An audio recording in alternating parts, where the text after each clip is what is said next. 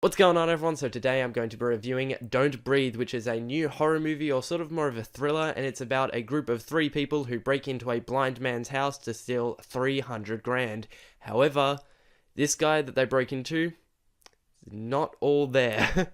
So I'm just going to start off with saying this movie is really, really good. The tension in it is just amazing. There is so much just silence. Like, in this movie, there's not, like a bunch of running and guts and blood and all that.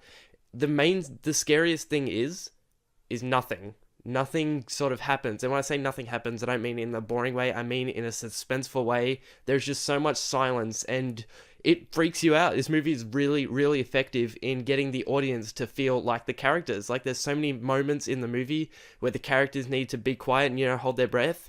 And you hold your breath. Like in the theater that I was in, no one said a word when there was the silence. I couldn't hear any breathing, and that's really good for this movie. If I had to compare this movie to anything, I would say that it's actually a mix between Hush and Panic Room. I love both these movies. I did a review on Hush if you want to check that out.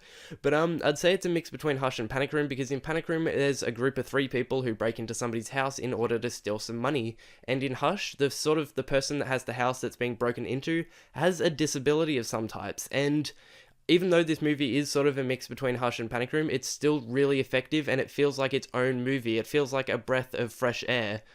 No pun intended, but it's really, really good. It's really original. I don't think I've ever seen or heard of another movie like this, and it's really good, and it just makes you feel like the characters. And in a horror movie, that's really, really good.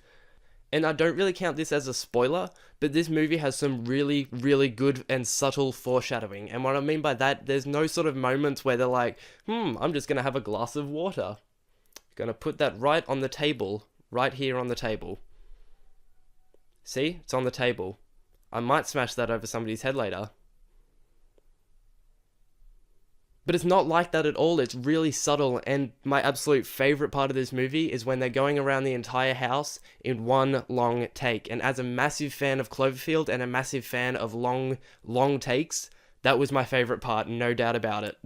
So guys, I'm going to rate Don't Breathe an 8 out of 10. This movie is really, really good. It's really original as well. I've not seen another movie like this, and that's really good. If you're a horror movie fan like me, then check this movie out, no doubt about it. It's not really a horror movie as well. It's sort of a suspense thriller, but it's really good in getting you in the mind of the characters, and it gets you to not breathe. So check this movie out. I absolutely loved it. Hope you guys enjoyed this video. If you do, click the like button, and I'll see you guys in the next video.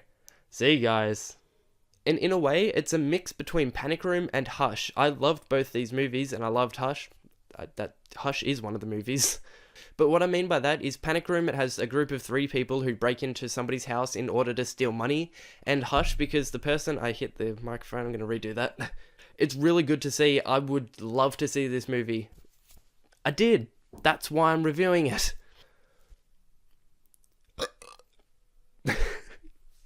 That's attractive.